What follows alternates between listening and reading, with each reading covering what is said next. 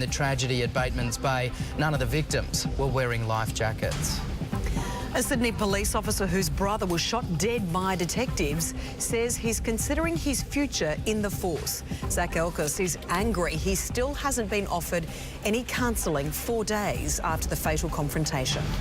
And a row over pokies reforms has dominated the pre-match build-up for the NRL Grand Final. Independent MP Andrew Wilkie wants to know why league commentators criticised his plan. And as we mentioned earlier, Australia's tax system goes under the microscope this week when hundreds of interest groups descend on Canberra with their list of proposed changes. 10 political reporter John O'Doherty has more from Parliament House. And John, is this tax forum going to turn into another talk fest? Well, Matt, the country... Thanks, John. 10's political reporter John O'Doherty live in Canberra. Well, an alarming rise in obesity has prompted the world's first tax on fatty foods. The Danes will now pay 30% more for groceries high in saturated fats, and now there are calls for Australia to follow.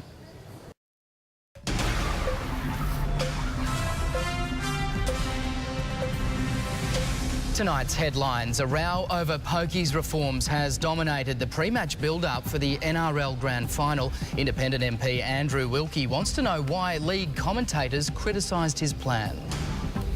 A Sydney police officer whose brother was shot dead by detectives said he's considering his future in the force. Zach Elkis is angry he still hasn't been offered counselling 4 days after the fatal confrontation.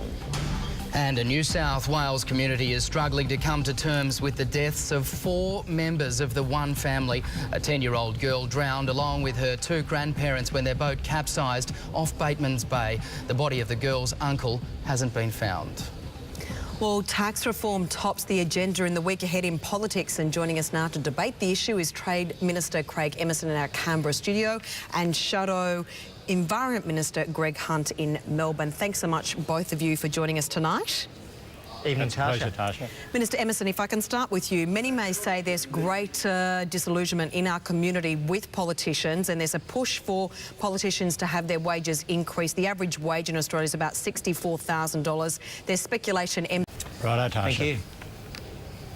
Well, weather and sport in just a moment on 10 News, and still to come. Is this the ring that proves they're engaged? Warnie and Liz keep fans guessing. But first, here's Magdelina Rose with another check of the nation's weather. Thanks for that, Matt. And it was a very busy day, I've got to say, for me today, with this east coast low driving very strong winds and heavy rain, essentially to most of New South Wales through the eastern half and also parts of eastern Victoria. I'll give you all the details on that in just a moment. Firstly, let's have a look at how the capital city's shaped up today. And for Brizzy, after yesterday's southwesterly change, we only saw 23 degrees, which is 4 below average for this time of year, but far worse for Sydney siders, reaching only 17 degrees. We saw wind gusts of around 60 to 70 k's an hour and widespread rain as well. In fact, right now at Sydney Olympic Park, it is only 14.5 degrees, but probably feeling more like 10 due to the wind chill. So I hope everybody's nice and rugged up.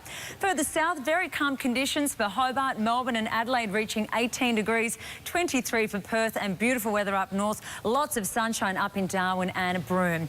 On the satellite image, you can see a massive band of cloud across New South Wales. That is the east coast low. You can also make out a circulation here with the winds moving in a clockwise direction. Basically, we've been seeing heavy rain anywhere really right up the New South Wales coastline and eastern Victoria. Some places north of Sydney reaching over 50 millimetres today. You'll also notice some cloud cover across Western Australia, delivering very patchy light falls, and across Central Australia that cloud's been a bit of a non-event, practically delivering nothing to central parts of Australia. Looking further ahead, the good news is that east coast low is moving towards New Zealand. So the wild weather is gradually going to ease, but for the next 24 to 48 hours, we are still going to see widespread showers and strong winds for the New South Wales coast, reaching southeast Queensland tomorrow. That low pressure system in Western Australia also moving eastwards, so we'll start to see some rain developing for western parts of South Australia tomorrow. Speaking of which, let's have a look at the capital cities tomorrow, and we will see those showers developing across Brisbane, unfortunately, so get the brollies ready. Sydney siders still seeing some showers about. Beautiful weather out in the southeast, though. Just a bit of a foggy and frosty start, but sunshine to follow. Perth should also see the showers clearing. Even further ahead now, looking into Tuesday, Sydney siders should start to see the showers easing by the afternoon. Still looking beautiful and sunny across the southeastern corner. Partly cloudy skies expected for Perth with temperatures in the low 20s, and beautiful weather up north yet again for Darwin and Broome. That is the place to go if you want to escape winter. So essentially, we should start to see the conditions easing for the east coast over the next 24 to 48 hours, but still quite a bit of wet weather ahead, and I'll have a comprehensive forecast, guys, very shortly. Thanks, Mags. Now here's Sports Tonight with Rob Canning. And Rob, I know Matt's very happy, pretty obvious. How about those Cats? Yep, if you're looking for a party, Tash, then Geelong seems the place to be. The Cats AFL Premiership celebrations roll on, and we'll hear from both Geelong and Collingwood next. Plus, goals galore in the Premier League, including this curled cracker from Adam Johnson.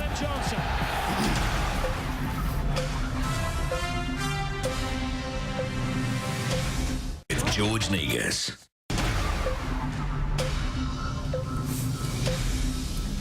You are watching 10 News Sports Tonight. I'm Rob Canning. We start tonight with the latest from the NRL Grand Final, and it's a scoreless score at Olympic Stadium. There is no shortage of the Kiwis on hand at the ground after the traditional proceedings. And that is 10 News Sports Tonight for now. Plenty going on, guys. Absolutely. Thanks, Rob. Today's headlines when 10 News returns, plus... Paying the price for rising obesity levels, should Australia tax fatty foods? And the Stars come out for a taste test of this year's historic Melbourne Cup.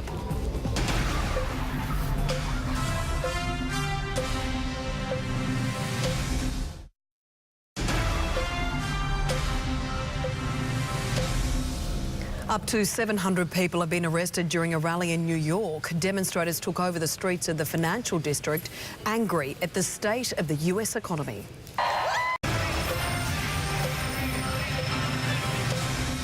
CommSec's Juliet Sarli joins us now with Money Talk. And Juliet, what's in store on the economic calendar this week? Well, Tash, it may be a public holiday tomorrow in New South Wales, the ACT and South Australia, but the start of October is a busy one for financial markets nonetheless. Now, this week, the main focus will be Tuesday's monthly RBA board meeting, which will be one of the most interesting the central bank has held all year. Now, the debate has moved from rate hikes to chatter about whether or not interest rates should be cut. Also, on the economic calendar, we have building approvals, retail trade and tourist arrival figures coming out. Those numbers likely to show us Aussies are continuing to take their holidays overseas thanks to our strong dollar. And in the US, all eyes will be on Friday's jobs report for clues as to how the struggling US labour market is faring. All right, enough speculation. Let's have Juliet's judgment. Is there any chance of a rate cut? Well, Matt, don't bet your house on it. A rate cut could kickstart momentum in our economy and further insulate us from the troubles in US and Europe. But CommSec believes that the RBA won't be making such a bold decision this month, with rates likely to remain on hold. Now, that's good news for self-funded retirees and those with savings. Maintaining the interest on their wealth at current levels is a great boost as we face higher living costs and as we approach Christmas, while those of us with a mortgage should be able to breathe a sigh of relief that our payments aren't likely to go up anytime soon. Let's hope so. Thanks so much, Juliet Sarli from CommSec.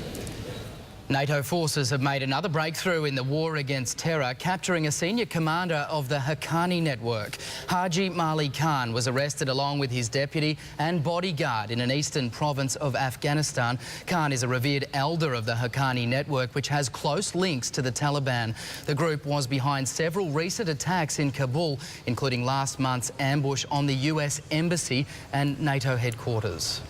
Europe is sweltering through an unseasonably late heat wave, with the UK recording its hottest October day since records began a century ago. The mercury reached almost 30 degrees in England's southeast. The average maximum temperature for early October is 15. Locals made the most of the warm weather, packing beaches and parks across the country. The heat is also being felt in Germany, where thousands of people cooled off with a beer or two at Munich's Oktoberfest celebrations. All right, how about this? A sea lion has stepped out of his comfort zone, ditching the swamp for the open road. But this was no walk in the park for the lost animal. The sea lion actually crossed a busy on-ramp and access road, then 8 lanes of highway before stopping for a rest. Rescuers eventually brought his adventure to an abrupt end, catching him in a net and taking him to the Marine Mammal Centre for some tender, loving care. Well, still to come tonight, head-to-head with our political heavyweights. Do they deserve a pay rise? And later, only on the Gold Coast, the world record attempt that has heads turning.